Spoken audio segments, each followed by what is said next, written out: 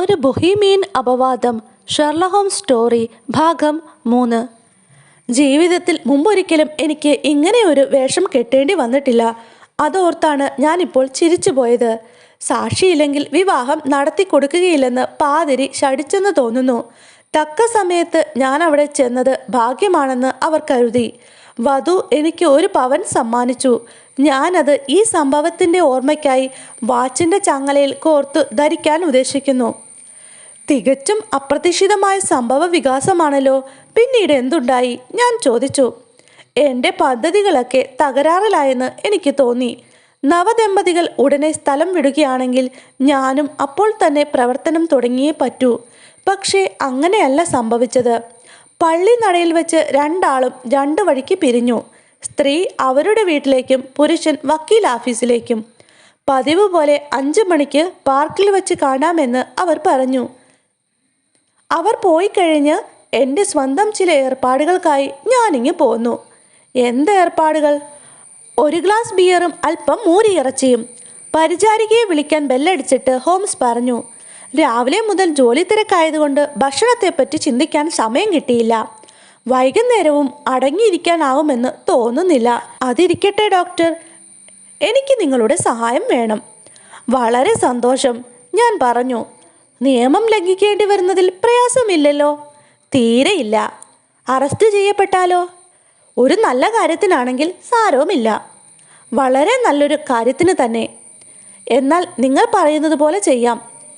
എനിക്കറിയാം, നിങ്ങളെ എനിക്ക് വിശ്വാസമാണ്. ഞാൻ എന്ത് ചെയ്യണമെന്ന് പറഞ്ഞില്ലല്ലോ? ഞാൻ ചോദിച്ചു. മിസ്സിസ് ടർണർ ആഹാരം വിളമ്പട്ടെ? പറയാം. പരിചാരിക കൊണ്ടുവന്ന ലഘുവായ വിഭവങ്ങളെ ആർത്തിയോടെ അകത്താക്കിക്കൊണ്ട് ഹോംസ് തുടർന്നു. ഇത് കഴിക്കുമ്പോൾ തന്നെ പറഞ്ഞു തീർക്കാം. സമയം തീരെ കുറവാണ്. മണി 5 ആകാറായി. 2 മണിക്കൂറിനുള്ളിൽ നമുക്ക് രംഗത്തെത്തണം. മിസ് ഐറിൻ, അല്ല മിസ്സിസ് എന്ന് പറയുന്നതല്ലേ ശരി, 7 മണിക്ക് വീട്ടിലെത്തും. അപ്പോൾ നമ്മൾ ബ്രിയോണി വിലാസത്തിൽ ചെന്ന് അവരെ കാണണം. എന്നിട്ട് പിന്നീട് എന്ത് വേണമെന്ന് ഞാൻ തീരുമാനിച്ചിട്ടുണ്ട്. പക്ഷേ ഒരു കാര്യം, എന്ത് സംഭവിച്ചാലും നിങ്ങൾ അതിൽ ഇടപെടരുത്. ഞാൻ നിഷ്പക്ഷത പാലിക്കണമെന്നാണോ? ഞാൻ ചോദിച്ചു. ഒന്നും ചെയ്യണ്ട. ഒരു വേള ചില്ലറ അനിഷ്ട സംഭവങ്ങൾ ഉണ്ടായേക്കാം. നിങ്ങൾ അതിലൊന്നും പങ്കുചേരുകയേ വേണ്ട. എന്നെ വീടിനുള്ളിലേക്ക് കൊണ്ടുപോകാൻ അത് കാരണമാക്കും.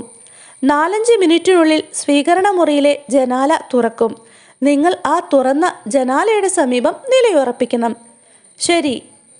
എന്നെ തന്നെ ശ്രദ്ധിച്ചുകൊണ്ട് നിൽക്കണം. അവിടെ നിന്നാൽ നിങ്ങൾക്ക് എന്നെ കാണാൻ കഴിയും. ശരി, ഞാൻ വീണ്ടും പറഞ്ഞു. അപ്പോൾ ഞാൻ കൈ ഉയർത്തും. ഇതാ ഇതുപോലെ.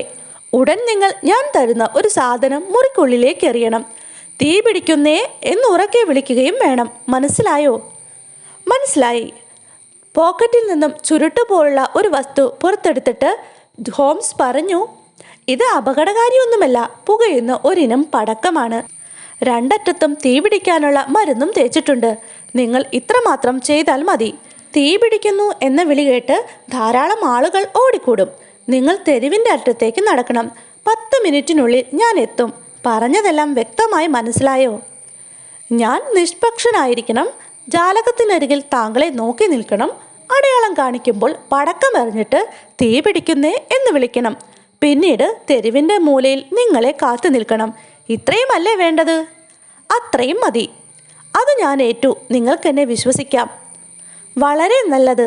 എനിക്കിനി അഭിനയിക്കാനുള്ള പുതിയ വേഷമണിയാൻ സമയമായി. അദ്ദേഹം കിടപ്പറയിലേക്ക് പോയി.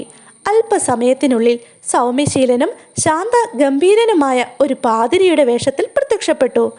വലിയ കറുത്ത തൊപ്പി, അയഞ്ഞ കാലുറ, വെള്ള ടൈയ്, കരുണാമയമായ പുഞ്ചിരി, ഇവയൊക്കെ ഇതിനേക്കാൾ ഭംഗിയായി അനുകരിക്കാൻ പ്രസിദ്ധ നടന്മാർക്ക് പോലും കഴിയുമെന്ന് തോന്നുന്നില്ല.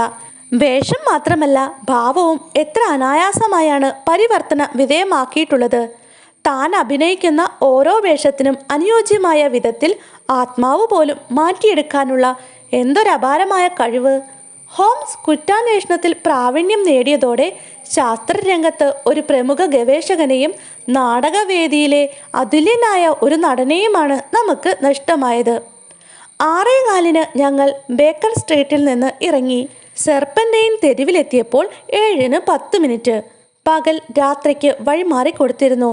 തെരുവ് വിളക്കുകൾ കത്തിച്ചു തുടങ്ങിയിട്ടേയുള്ളൂ. ബ്രിയോണി വിലാസത്തിൻ്റെ മുന്നിലൂടെ ഞങ്ങൾ അങ്ങോട്ടും ഇങ്ങോട്ടും നടന്നു. ഷെർലക് ഹോംസിൻ്റെ വിവരണം കേട്ട് എൻ്റെ മനസ്സിൽ പതിഞ്ഞിരുന്ന ചിത്രത്തിൽ നിന്ന് വ്യത്യസ്തമായിരുന്നില്ല ആ വീട്. പക്ഷേ ചുറ്റുപാടും ഞാൻ കരുതിയതുപോലെ വിജനമായിരുന്നില്ല. ചെറിയ തെരുവാണെങ്കിലും ഒച്ചപ്പാടും ബഹളവും തന്നെ. ഒരു മൂലയ്ക്ക് കുറെ വൃത്തികെട്ട മനുഷ്യർ പുകവലിച്ചും പൊട്ടിച്ചിരിച്ചും കൂടിയിരിക്കുന്നു. കത്രികരാകുന്ന ഒരാൾ അയാളുടെ യന്ത്രവുമായി ഒരിടത്ത് നിന്നിരുന്നു. ഒരു ജോലിക്കാരി പെൺകുട്ടിയുമായി ചൊല്ലിക്കൊണ്ടിരുന്ന 2 കാവൽക്കാരെയും സിഗരറ്റ് പുകച്ച് അങ്ങുമിങ്ങും നടന്നിരുന്ന കുറേയേറെ മാന്യന്മാരായ ചെറുപ്പക്കാരെയും കൂടി ഞാൻ അവിടെ കണ്ടു. വീടിന് മുന്നിൽ ഉലാത്തുന്നതിനിടയിൽ ഹോംസ് പറഞ്ഞു, വിവാഹം നമ്മുടെ പ്രശ്നപരിഹാരം എളുപ്പമാക്കി തീർക്കും. അപ്പോൾ ആ ഫോട്ടോ ഇരുതല മൂർച്ചയുള്ള ഒരു ആയുധമാണ്. രാജകുമാരി അത് കാണരുതെന്ന് നമ്മുടെ കക്ഷി ആഗ്രഹിക്കുന്നത് പോലെ തന്നെ മിസ്റ്റർ നോർട്ടൻ്റെ ദൃഷ്ടിയിൽ പെടരുതെന്ന് ആ സ്ത്രീക്കും നിർബന്ധമുണ്ടാകും. ഫോട്ടോ എവിടെ ഒളിപ്പിച്ച് വെച്ചിരിക്കുന്നുവെന്നാണ് ഇനി നമുക്കറിയാനുള്ളത്. എവിടെയാണെന്ന് എങ്ങനെ അറിയും? അവർ കൂടെ കൊണ്ട് നടക്കാനിടയില്ല. ക്യാബിനറ്റ് സൈസ് ആയതുകൊണ്ട് വസ്ത്രത്തിനുള്ളിൽ ഒളിച്ചു വയ്ക്കാൻ സാധ്യതയുമില്ല. വഴിക്ക് വച്ച് രാജാവിൻ്റെ ആൾക്കാർ തടഞ്ഞു നിർത്തി തട്ടിപ്പറിക്കുമെന്ന് അവർക്കറിയാം. അത്തരം 2 ശ്രമങ്ങൾ നടന്നതുമാണല്ലോ. അതുകൊണ്ട് അവർ അത് സദാ കൊണ്ടു നടക്കില്ലെന്ന് നമുക്ക് തീർച്ചയാക്കാം. പിന്നെ എവിടെയായിരിക്കും? ബാങ്കറുടെയോ വക്കീലിൻ്റെയോ പക്കലാകാം. എൻ്റെ യുക്തിയിൽ അതിനുള്ള സാധ്യതയും വിരളമാണ്. പൊതുവെ രഹസ്യം സൂക്ഷിക്കാൻ ഇഷ്ടപ്പെടുന്നവരാണ് സ്ത്രീകൾ. അതുകൊണ്ട് മറ്റൊരാളെ ആ ജോലി ഏൽപ്പിക്കാൻ ഇടയില്ല. സമ്മർദ്ദത്തിന് വഴങ്ങി അയാൾ അത് വെളിപ്പെടുത്തിയാലോ? മാത്രമല്ല, ഏതാനും ദിവസങ്ങൾക്കുള്ളിൽ അത് അവർക്ക് ആവശ്യവുമാണ്. വീട്ടിൽ തന്നെ തനിക്കെടുക്കാൻ പറ്റുന്ന വിധത്തിൽ സൂക്ഷിച്ചിരിക്കണം. വീട്ടിൽ 2 പ്രാവശ്യം തെരച്ചിൽ നടത്തിയതല്ലേ? ആ, എവിടെ നോക്കണമെന്ന് അവർക്കറിയാമോ? നിങ്ങൾ എവിടെയാണ് നോക്കാൻ പോകുന്നത്? ഞാൻ എങ്ങും നോക്കുന്നില്ല. പിന്നെ അവർ തന്നെ അത് കാണിക്കും. അവർ വിസമ്മതിച്ചാൽ? അത് സാധ്യമല്ല. അതാ വണ്ടിയുടെ ശബ്ദം കേൾക്കുന്നു. അവർ വരുന്നുണ്ട്. ഇപ്പോൾ ഞാൻ പറഞ്ഞതുപോലെ ചെയ്യൂ. തെരുവിൻ്റെ ഒരറ്റത്ത് വണ്ടിയുടെ വശത്ത് പിടിപ്പിച്ചിരുന്ന വിളക്കിൻ്റെ പ്രകാശം തെളിഞ്ഞു. ചെറിയ മനോഹരമായ ഒരു കുതിരവണ്ടി നടയിൽ വന്നു നിന്നു. തെരുവിൽ നിന്നിരുന്ന ഒരു തെണ്ടി ഓടിച്ചെന്ന് വണ്ടിയുടെ വാതിൽ തുറന്നു പിടിച്ചു. യാത്രക്കാരിൽ നിന്ന് വല്ലതും കിട്ടുമെന്ന് പ്രതീക്ഷിച്ചാകാം. അപ്പോഴതാ വേറൊരുത്തൻ. അവൻ്റെയും ഉദ്ദേശം മറ്റൊന്നുമല്ല. ഓടി വന്ന് ആദ്യം വന്നവനെ തള്ളി മാറ്റി. അവർ തമ്മിൽ ഉന്തും തള്ളുമായി. ഇത് കണ്ട് കാവൽക്കാർ 2 പേരുമെത്തി. കശപിശ വർദ്ധിച്ചു. അവർ ഒരാളുടെ പക്ഷം പിടിച്ചത് കണ്ട് കത്രികരാകുന്നയാൾ അപരനെ തുണയ്ക്കാനായി മുന്നോട്ട് വന്നു. ആകപ്പാടെ വലിയ ബഹളം. ഇതിനിടയിൽ ആരെയോ അടിച്ചു. തുടർന്ന് നടന്ന അടികലാശത്തിനിടയിൽപ്പെട്ട് വണ്ടിയിൽ നിന്നിറങ്ങിയ സ്ത്രീ സ്തംഭിച്ചു നിന്നു. ഹോംസ് അവരെ രക്ഷിക്കാൻ ആൾക്കൂട്ടത്തിനിടയിലൂടെ മുന്നോട്ടാഞ്ഞു. സ്ത്രീയുടെ സമീപത്തെത്താറായപ്പോൾ അദ്ദേഹം നിലവിളിച്ചുകൊണ്ട് നിലത്ത് പതിച്ചു. ആ മുഖത്തു നിന്നും രക്തമൊലിച്ചിരുന്നു. അത് കണ്ട് കാവൽക്കാർ 2 പേരും ഓടി മറഞ്ഞു. അടുത്ത നിമിഷം ആ തെണ്ടികൾ എതിർ ദിശയിലേക്ക് പലായനം ചെയ്തു. ബഹളത്തിൽ തലയിടാതെ അകന്നു നിന്നിരുന്ന മാന്യന്മാർ സ്ത്രീയെ സഹായിക്കാനും മുറിവേറ്റ ഹോംസിനെ ശുശ്രൂഷിക്കാനും സന്നദ്ധരായി. ആ സ്ത്രീ ഐറിൻ ആഡ്ലർ ധൃതിയിൽ വീട്ടിലേക്ക് നടന്നു. വാതിൽപ്പടിയിൽ നിന്ന് ആ സുന്ദരി തെരുവിലേക്ക് നോക്കി. ആ മാന്യന് സാരമായ പരിക്കുണ്ടോ? അവർ വിളിച്ചു ചോദിച്ചു. മരിച്ചുപോയെന്നാണ് തോന്നുന്നത്, അനേകം പേർ ഒരേ സ്വരത്തിൽ പറഞ്ഞു. ഇല്ല ഇല്ല, ജീവനുണ്ട്, മറ്റൊരാൾ വിളിച്ചു പറഞ്ഞു. ആശുപത്രിയിൽ എത്തുന്നതിന് മുമ്പ് മരിച്ചു പോയേക്കും. എന്തൊരു ധൈര്യം, കണ്ടു നിന്നിരുന്ന ഒരു സ്ത്രീ പറഞ്ഞു. അദ്ദേഹമില്ലെങ്കിൽ അവരുടെ വാച്ചും പേഴ്സും അവന്മാർ തട്ടിക്കൊണ്ടുപോയേനെ. റൗഡികൾ. ഹാ, ഇതാ ഇപ്പോൾ ശ്വാസം നേരെ വീഴുന്നുണ്ട്, വേറൊരാൾ പറഞ്ഞു. ഇങ്ങനെ റോഡിൽ കിടത്തിക്കൂടാ കൊച്ചമ്മ, ഞങ്ങൾ ഇദ്ദേഹത്തെ അകത്തേക്ക് കൊണ്ടുവരട്ടെ? ആരോ ചോദിച്ചു. ഓഹോ, വേഗം കൊണ്ടുവരൂ. ഇതാ ഈ ഹാളിൽ സോഫയിൽ കിടത്താം. മെല്ലെ ഇതിലേ കൊണ്ടുവരൂ. സാവധാനത്തിൽ ബഹുമാനപൂർവ്വം അവർ അദ്ദേഹത്തെ എടുത്ത് അകത്ത് കൊണ്ടുപോയി.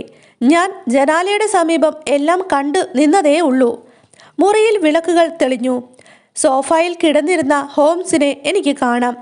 ഇപ്പോൾ കഴിഞ്ഞ നാടകത്തിലെ തൻ്റെ പങ്കിനെക്കുറിച്ചോർത്ത് അദ്ദേഹം പശ്ചാത്താപിക്കുകയാവുമോ? എന്നാൽ ആ തരുണീമണിയെ കണ്ടപ്പോൾ, ഹോംസിനെ പരിചരിക്കുന്നതിൽ ആ സുന്ദരി കാണിക്കുന്ന ശ്രദ്ധയും ആകാംക്ഷയും കണ്ടപ്പോൾ, അവർക്കെതിരായ ഗൂഢാലോചനയിൽ പങ്കുചേർന്നതിൽ വാസ്തവമായും ഞാൻ ലജ്ജിച്ച് തല താഴ്ത്തി. പക്ഷേ എന്നെ ഏൽപ്പിച്ച ജോലിയിൽ നിന്നും ഈ അവസരത്തിൽ പിന്മാറുന്നത് എൻ്റെ സുഹൃത്തിനോട് കാണിക്കുന്ന വഞ്ചനയായിരിക്കുമെന്നോർത്ത് ഞാൻ മനസ്സിനെ ദൃഢമാക്കി.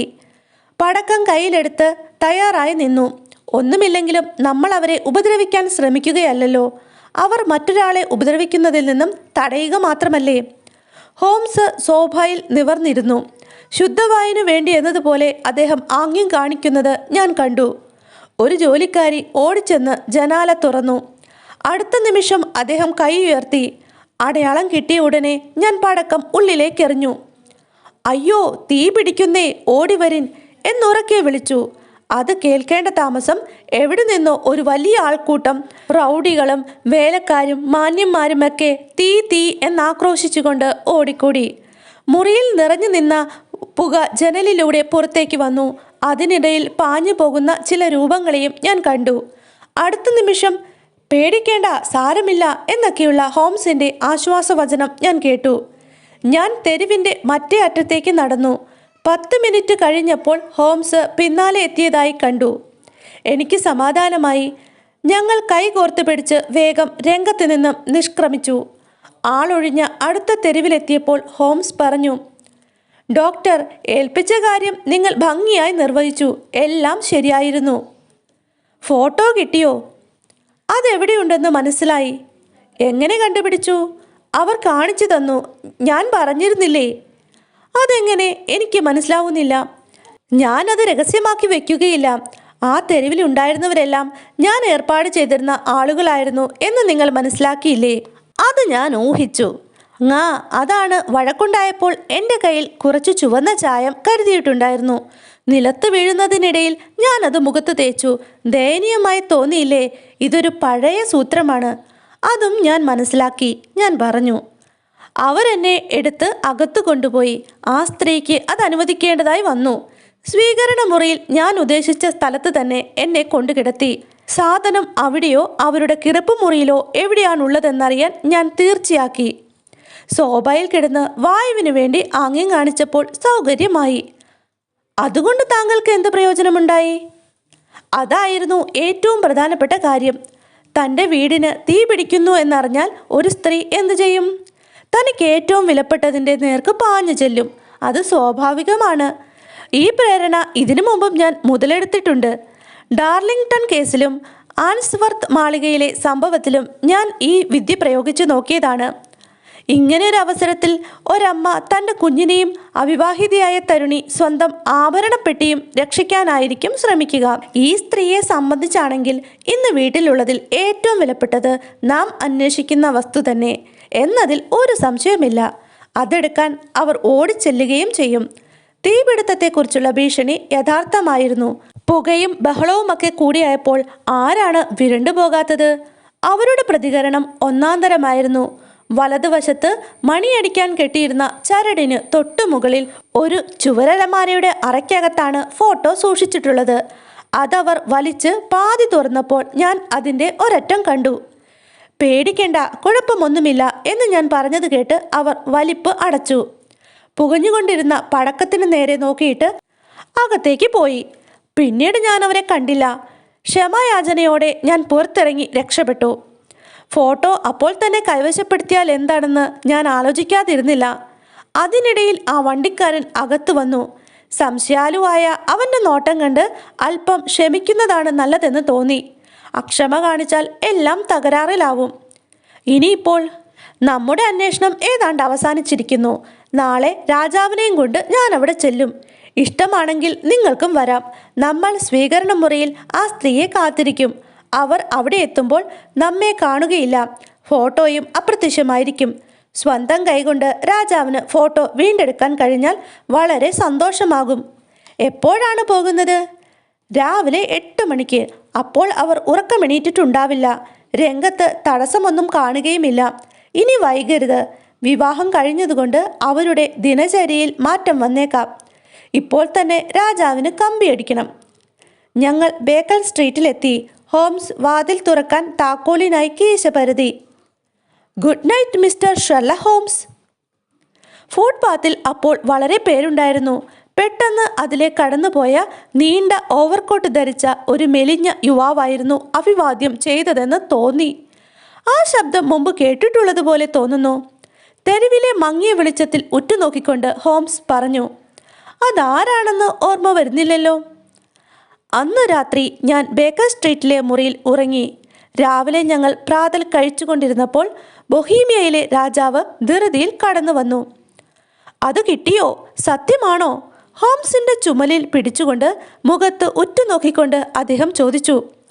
ഇതുവരെ കിട്ടിയില്ല, പക്ഷേ നിങ്ങൾക്ക് പ്രതീക്ഷയുണ്ട്. എന്നാൽ വരൂ, എനിക്ക് ധൃതിയായി. നമുക്കൊരു വണ്ടി വേണം. എൻ്റെ കുതിരവണ്ടി കാത്തു നിൽക്കുകയാണ്, രാജാവ് പറഞ്ഞു. അത് സൗകര്യമായി. ഞങ്ങൾ ഒരിക്കൽ കൂടി ബ്രിയോണി വിലാസത്തിലേക്ക് യാത്രയായി. ഐറിൻ ആഡ്ലറുടെ വിവാഹം കഴിഞ്ഞു, ഹോംസ് പറഞ്ഞു. വിവാഹം കഴിഞ്ഞെന്നോ?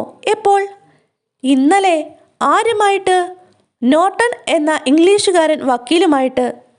അവൾക്ക് അയാളെ സ്നേഹിക്കാൻ കഴിയില്ല. അതിന് കഴിയട്ടെ എന്ന് ഞാൻ ആശിക്കുന്നു, ഹോംസ് പറഞ്ഞു. ആശിക്കുന്നോ? അതെന്താ?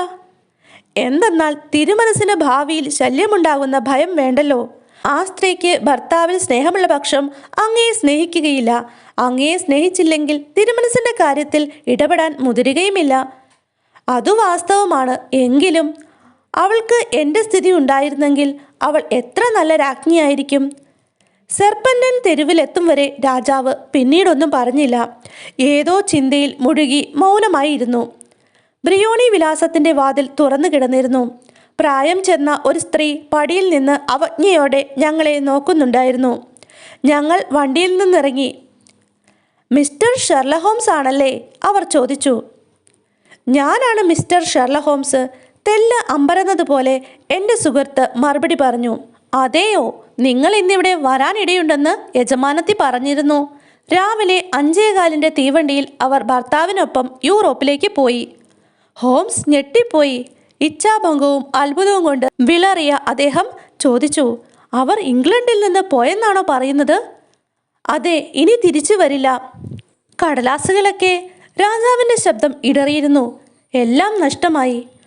നമുക്ക് നോക്കാം. ഹോംസ് വൃദ്ധയെ തള്ളിമാറ്റി സ്വീകരണ മുറിയിൽ പ്രവേശിച്ചു. ഞങ്ങൾ പിന്നാലെ ചെന്നു. മുറിയിലെ മരസാമാനങ്ങൾ ചിതറിക്കിടന്നിരുന്നു. മേശവലിപ്പും ഷെൽഫുകളും തുറന്നിരുന്നു. ധൃതിയിൽ ഓടിപ്പോകുന്നതിന് മുമ്പേ എല്ലാം വാരി വലിച്ച് പുറത്തിട്ടതുപോലെ. ഹോംസ് ചുവരിലെ ഷെൽഫ് തുറന്നു. അതിലെ അറയ്ക്കുള്ളിൽ നിന്നും ഒരു ഫോട്ടോയും കത്തും പുറത്തെടുത്തു. Photo Irene ആഡ്ലറുടേതായിരുന്നു. അവർ മാത്രം, സായാഹ്ന വസ്ത്രം ധരിച്ചു നിൽക്കുന്ന ചിത്രം. കത്തിന് പുറത്ത് ഷെർലക് ഹോംസ് അവർക്ക് ഇവിടെ വരുമ്പോൾ കൊടുക്കുന്നതിന് എന്നെഴുതിയിരുന്നു. സ്നേഹിതൻ അത് തുറന്നു. ഞങ്ങൾ 3 പേരും കൂടി ആ കത്ത് വായിച്ചു. തലേന്ന് അർദ്ധരാത്രിയിൽ എഴുതിയതാണെന്ന് അതിൽ കാണിച്ചിരുന്നു. ഇപ്രകാരമായിരുന്നു കത്ത്. എൻ്റെ പ്രിയപ്പെട്ട മിസ്റ്റർ ഷെർലക് ഹോംസ്, നിങ്ങൾ വളരെ സമർത്ഥമായി പണി പറ്റിച്ചു കളഞ്ഞു. അഗ്നിബാധയെക്കുറിച്ചുള്ള മുന്നറിയിപ്പുണ്ടാകുന്നതുവരെ എന്നെ പൂർണ്ണമായും കബളിപ്പിക്കാൻ നിങ്ങൾക്ക് കഴിഞ്ഞു. വഞ്ചിതയായെന്നറിഞ്ഞപ്പോഴാണ് എൻ്റെ ചിന്താമണ്ഡലം ഉണർന്നത്. മാസങ്ങൾക്ക് മുമ്പ് തന്നെ താങ്കളെപ്പറ്റി എനിക്ക് മുന്നറിയിപ്പ് കിട്ടിയിരുന്നു. രാജാവ് ഇക്കാര്യത്തിൽ ആരെയെങ്കിലും നിയോഗിക്കുന്നുണ്ടെങ്കിൽ അത് താങ്കളെ ആയിരിക്കുമെന്ന് ഞാൻ അറിഞ്ഞിരുന്നു. നിങ്ങളുടെ മേൽവിലാസവും എനിക്ക് കിട്ടിയിരുന്നു. ഇത്രയൊക്കെ ആയിട്ടും നിങ്ങൾ അന്വേഷിച്ചിരുന്ന കാര്യം വെളിപ്പെടുത്തുവാൻ എന്നെ നിർബന്ധിതയാക്കി. സംശയാലു ആയിരുന്നിട്ട് കൂടി പാവപ്പെട്ട ദയാലുവായ വയസ്സൻ പാതിരിയെക്കുറിച്ച് മറിച്ച് ചിന്തിക്കുവാൻ എനിക്ക് സാധിച്ചില്ല. എന്നാൽ ഞാനും പരിശീലനം നേടിയ നടിയാണെന്നറിയാമല്ലോ. പുരുഷവേഷം എനിക്ക് പുതിയതൊന്നുമല്ല. വണ്ടിക്കാരൻ ജോണിനെ അവിടെ നിർത്തിയിട്ട് ഞാൻ മുകളിൽ ചെന്ന് കോട്ടെടുത്ത് ധരിച്ച് നിങ്ങളുടെ പിറകെ വന്നു. നിങ്ങളുടെ വീട്ടുപടിക്കൽ വരെ ഞാൻ നിങ്ങളെ അനുഗമിച്ചു. പ്രസിദ്ധനായ ഷെർലക് ഹോംസ് തന്നെയാണ് എൻ്റെ മേൽ നോട്ടമിട്ടിട്ടുള്ളതെന്ന് ഉറപ്പുവരുത്തി. ബുദ്ധിശൂന്യമായി നിങ്ങളെ അഭിവാദനം ചെയ്തിട്ട് നേരെ എൻ്റെ ഭർത്താവിനെ കാണാൻ പോയി. ഇത്ര ശക്തനായ പ്രതിയോഗിയുടെ മുമ്പിൽ ഏറ്റവും നല്ല രക്ഷാമാർഗം പലായനമാണെന്ന് ഞങ്ങൾ 2 പേരും തീർച്ചയാക്കി. നാളെ നിങ്ങൾ വരുമ്പോൾ കൂട്ടിൽ കിളി കാണുകയില്ല. ഫോട്ടോയെ ചൊല്ലി താങ്കളുടെ കക്ഷിക്ക് പരിഭ്രമം വേണ്ട. അദ്ദേഹത്തെക്കാളേറെ എൻ്റെ ഭർത്താവ് എന്നെ സ്നേഹിക്കുന്നു. എനിക്ക് അങ്ങോട്ടും സ്നേഹമാണ്. രാജാവ് സ്വന്തം ഇഷ്ടം പോലെ എന്തും ചെയ്യട്ടെ. അദ്ദേഹത്തിൻ്റെ ക്രൂരതയ്ക്ക് ഇരയായിരുന്നിട്ടുണ്ടെങ്കിലും ഞാൻ ഒന്നിനും തടസ്സം നിൽക്കുകയില്ല. ഭാവിയിൽ അദ്ദേഹത്തിൽ നിന്ന് നേരിട്ടേക്കാവുന്ന എന്തെങ്കിലും ആപത്തിനെ ചെറുക്കുന്നതിനുള്ള ഒരായുധമായി ഞാൻ ഈ ഫോട്ടോ സൂക്ഷിച്ചു വെക്കും. പകരം അദ്ദേഹത്തിന് ഇഷ്ടപ്പെട്ടേക്കാവുന്ന വേറെ ഒരു ഫോട്ടോ ഞാൻ വെച്ചിട്ടുണ്ട്. നിർത്തട്ടെ. വിശ്വസ്തയോടെ ആഡ്ലർ എന്ന ഐറിൻ നോർട്ടൺ. എന്തൊരു സ്ത്രീ! ഹോ, എന്തൊരു സ്ത്രീ! ബൊഹീമിയൻ രാജാവ് വിലപിച്ചു. അവൾ എത്ര സമർത്ഥയാണ്! എന്തുമാത്രം ദൃഢചിത്തയാണ്! ഞാൻ പറഞ്ഞില്ലേ, അവൾ ഒരു രാജ്ഞിയായിരുന്നെങ്കിൽ എന്ത് നന്നായിരുന്നേനെ. അവൾ എൻ്റെ നിലയ്ക്ക് ചേർന്നവളായിരുന്നെങ്കിൽ. എൻ്റെ അനുഭവത്തിൽ അവർ അങ്ങയുടേതിൽ നിന്നും തികച്ചും വ്യത്യസ്തമായ ഒരു നിലയിലാണ്. ഹോംസ് അക്ഷോഭ്യനായി പറഞ്ഞു. തിരുമനസിൻ്റെ കാര്യം ഇതിൽ കൂടുതൽ വിജയകരമായി പര്യവസാനിപ്പിക്കാൻ കഴിയാത്തതിൽ എനിക്ക് വിഷമമുണ്ട്. നേരെ മറിച്ചാണ് കാര്യം, പ്രിയപ്പെട്ട ഹോംസ്, രാജാവ് പറഞ്ഞു. ഇതിൽ കൂടുതൽ വിജയകരമായ ഒരു പര്യവസാനം ഇതിനുണ്ടാവില്ല. അവളുടെ വാക്കുകൾ അലംഘനീയമാണെന്ന് എനിക്കറിയാം. ആ ഫോട്ടോ തീ പിടിച്ചു നശിച്ചു പോയെന്ന് കരുതിയാൽ മതി. തിരുമനസ് അങ്ങനെ പറയുന്നതിൽ എനിക്ക് സന്തോഷമുണ്ട്, ഹോംസ് പറഞ്ഞു. ഞാൻ നിങ്ങളോട് വളരെയേറെ കടപ്പെട്ടിരിക്കുന്നു. ഇതിന് എന്ത് പ്രതിഫലം തന്നാലാണ് മതിയാവുക? ഈ മോതിരം. അദ്ദേഹം വിരലിൽ കിടന്ന മരതക മോതിരം ഊരിയെടുത്ത് നീട്ടി. അതിനേക്കാൾ ഞാൻ വിലമതിക്കുന്ന ഒരു വസ്തു അങ്ങയുടെ പക്കലുണ്ട്, ഹോംസ് പറഞ്ഞു. നിങ്ങളത് ചൂണ്ടിക്കാണിച്ചാൽ മാത്രം മതി. ആ ഫോട്ടോ. രാജാവ് ഒരു നിമിഷം അത്ഭുതപ്പെട്ട് മിഴിച്ചു നോക്കി. ഐറിൻ്റെ ഫോട്ടോ? താങ്കൾക്ക് ആവശ്യമെങ്കിൽ ഇതാ എടുത്തോളൂ. വളരെ നന്ദി. ഇക്കാര്യത്തിൽ ഇനി ഒന്നും ചെയ്യാനില്ല. ശുഭാശംസകൾ. തല കുനിച്ചു വണങ്ങി രാജാവിൻ്റെ നീട്ടിയ കയ്യിൽ ഗൗനിക്കാതെ ഹോംസും ഞാനും തിരിഞ്ഞ് മുറിയിലേക്ക് നടന്നു. അങ്ങനെയാണ് ബൊഹീമിയൻ രാജകുടുംബത്തെ ഭീഷണിപ്പെടുത്തിയ ഒരു വലിയ അപവാദം ഒഴിവായത്. ഒരു സ്ത്രീയുടെ ബുദ്ധിവൈഭവം ഹോംസിൻ്റെ അനുഭവമായ പദ്ധതിയെ പരാജയപ്പെടുത്തിയത്. പെൺബുദ്ധിയെ ഹോംസ് പലപ്പോഴും കളിയാക്കാറുണ്ടായിരുന്നു. ഈ സംഭവത്തിനു ശേഷം അങ്ങനെയൊരു അഭിപ്രായ പ്രകടനം അദ്ദേഹം നടത്തുന്നത് ഞാൻ കേട്ടിട്ടില്ല. ഐറിൻ ആഡ്ലറെയോ അവരുടെ ഫോട്ടോയെക്കുറിച്ച് സൂചിപ്പിക്കുമ്പോഴെല്ലാം ബഹുമാന പുരസ്കരം ആ സ്ത്രീ എന്നേ പറയാറുള്ളൂ.